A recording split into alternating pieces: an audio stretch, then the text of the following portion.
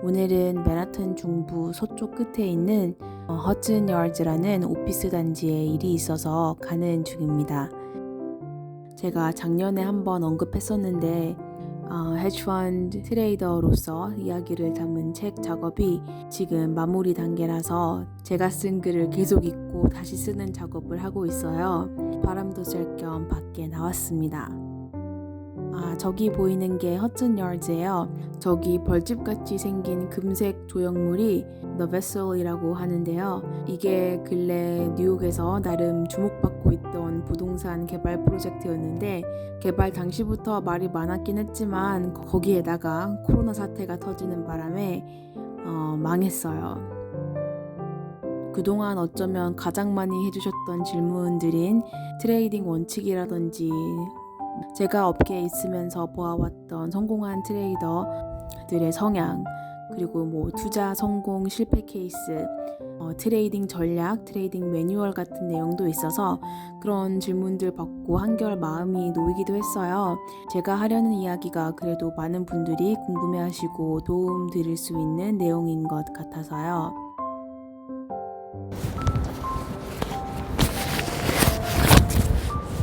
아니 지금 바람이 너무 많이 불어서 아무래도 강 바로 옆에 있으니까 지금 강바람이 장난 아니에요. 강바람 플러스 겨울바람.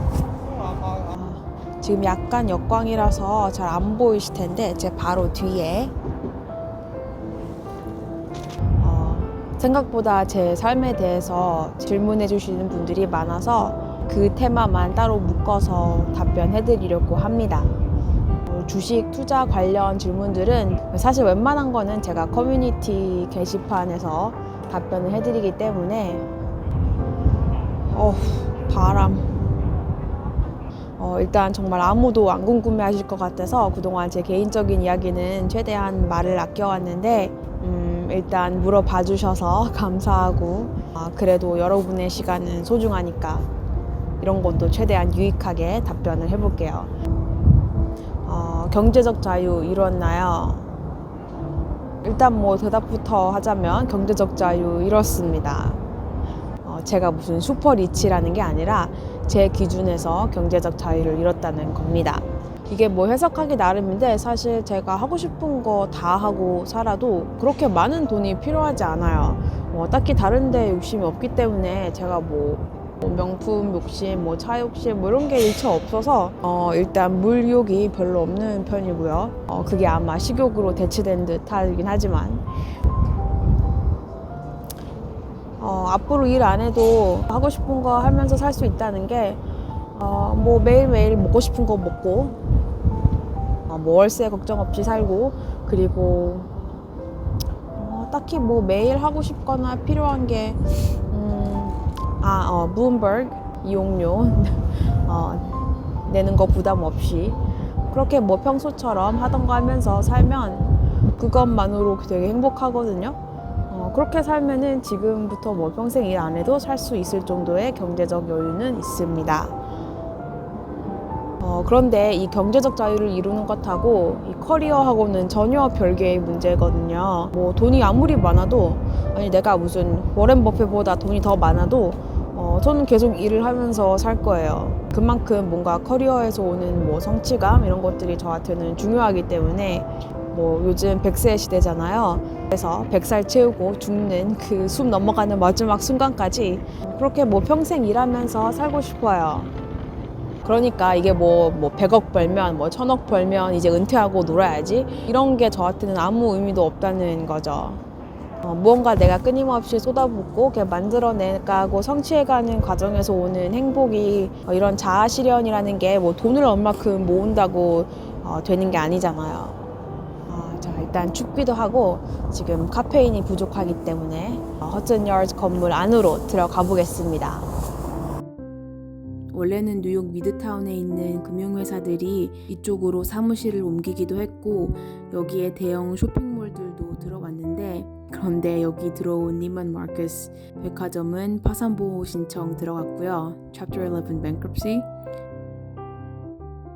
이게 오피스 단지하고 쇼핑몰하고 붙어 있는데 안에 들어오니까 여긴 아직도 12월을 살고 있는지 크리스마스 장식 그대로 있네요.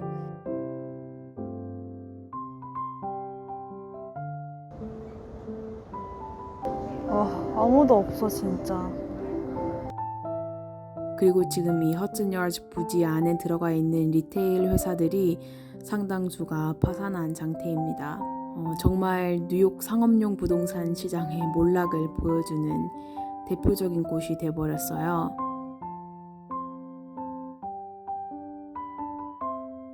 이런 텅 빈 공간이 너무 암울해서 커피만 사들고 나왔습니다. 그리고 꿈, 목표 얘기도 많이 나왔는데 결론부터 말하자면 단순 직업이나 연봉, 돈 이런 것들이 꿈이 될 수는 없어요. 왜냐면 막상 그 단계에 도달한 직후부터는 그걸 이루고 난 다음에는 그 다음에는 뭐예요? 더 높은 연봉, 더 좋은 회사, 더 높은 직급 이게 정말 아무 의미 없거든요. 저도 분명 20살 때는 몇 살에 월가에 들어가서 몇 년 후에 얼마를 벌고 어떤 회사에 들어가서 어떤 직급이 되고 이런 것들을 꿈인 줄 알고 착각하고 살았던 적은 분명히 있었는데 이런 것들은 절대 내 삶의 원동력이 될 수는 없어요. 만약에 그렇다면 정말 슬픈 삶인 거야. 결국에는 이 목표나 꿈이라는 건 내가 어떠한 인간이 되자를 목표로 하는 게 맞는 것 같아요. 그런데 이게 20살 때 꿈꾸던 목표가 30이 되어도 40이 되어도 똑같다면 그건 정말 너무 슬픈 일이에요. 다행히도 제가 지금 꾸는 꿈은 20살 때의 꿈과 전혀 다릅니다. 항상 내가 속한 조직, 더 크게는 내가 속한 사회에 도움이 되는 인간이 되자. 정말 말 그대로 사람들이 필요로 하는 그런 존재가 되었으면 좋겠어요. 이거 굉장히 어려운 거죠. 이게 많은 사람들이 착각하는 게 있는데 이게 꼭 돈 만지는 일을 한다고 월스트리트 같은 곳에서 너무 오래 있으면 돈만 밝히는 사람이라고 생각하기가 쉬운데 어떻게 보면 사실 그 반대예요. 물론 그 와중에도 돈만 줬는 사람은 분명히 있지만 적어도 저 같은 경우는 이게 뭔가 자본주의의 정점인 곳에서 이렇게 사활을 걸고 살다 보면 오히려 이런 자본주의가 가져오는 극단성, 이런 부의 양극화, 이런 사회적 분배 형평성에 대해서 생각해 볼 기회가 오히려 더 많아요. 그런데 이런 문제들을 초래한 것도 자본주의이지만 또 이런 것들을 가장 효율적이게 고칠 수 있는 것 또한 자본주의라고 보거든요. 저는 개인적으로 시장의 순기능에 대해서 큰 믿음을 가지고 있기 때문에 전략 컨설팅, 투자은행, 사모펀드, 헤지펀드 그동안 일했던 곳들 중에서 어디가 제일 빡셌어요? 업무 강도 이런 거 물어보시는데 사실 정말 아주 객관적으로 랭킹을 굳이 해보자면 컨설팅, 뱅킹 그리고 오히려 바이사이드 헤지펀드가 가장 업무 강도가 빡셉니다.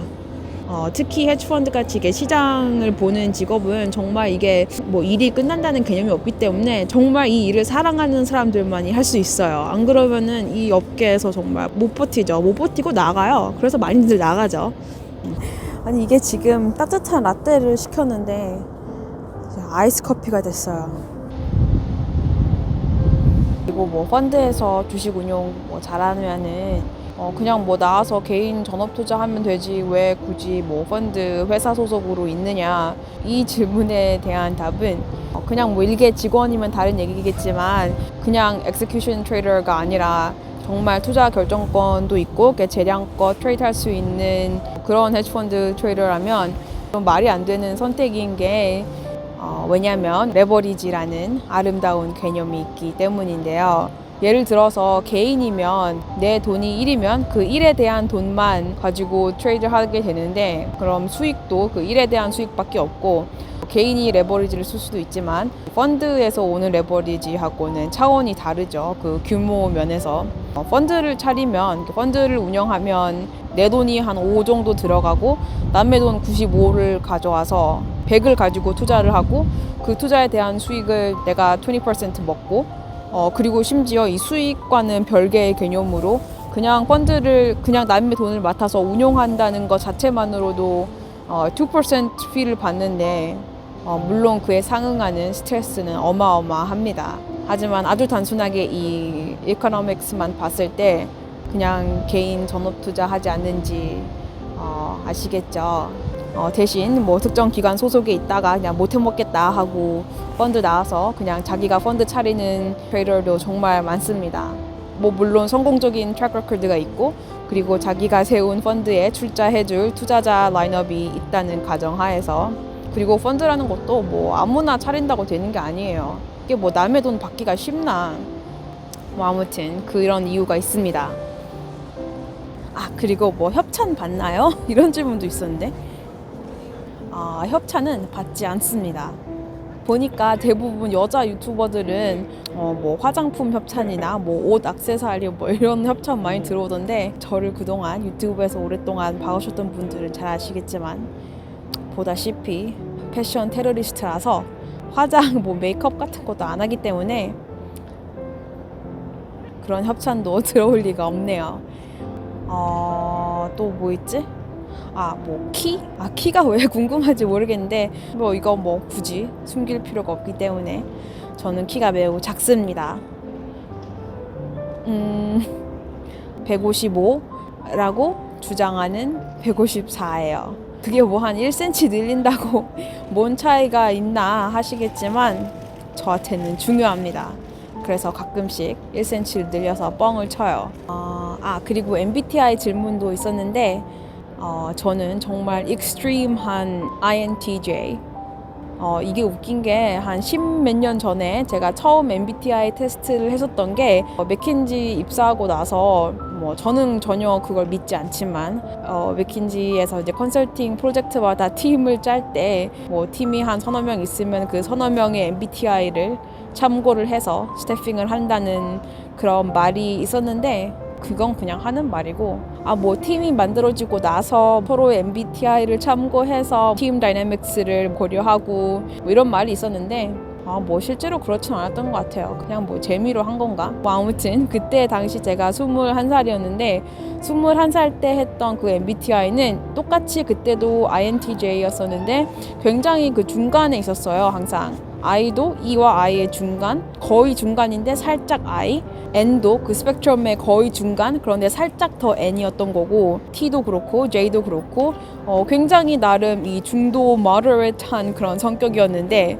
그런데 그로부터 한 10 몇 년 이후 제가 아마 31살 땐가 몇 년 전에 다시 한번 MBTI를 본 적이 있었는데 그때도 INTJ가 나왔지만 정말 극단적인 INTJ가 나왔어요. Extreme I, Extreme N, Extreme T, Extreme J. 어쨌든 INTJ라는 게 제 core 성향이긴 하겠지만 그 정도의 차이가 강해진 것 같아요. 오히려 나이를 먹으면서 제가 하도 방구석에서만 촬영을 하니까 몇몇 분들이 이게 뭐 뉴욕 주민인지 경상도 주민인지 알 길이 없다라고 하셔서 오랜만에 야외 촬영을 했습니다. 저도 정말 오랜만에 여기 허슨 여드 오는 거라서 저는 원래 맨하튼 더 위쪽에 사는데 여기까지 걸어오면서 운동도 해서 오랜만에 맛있는 커피도 마시고 이제 할 일이 많으니 집에 가겠습니다.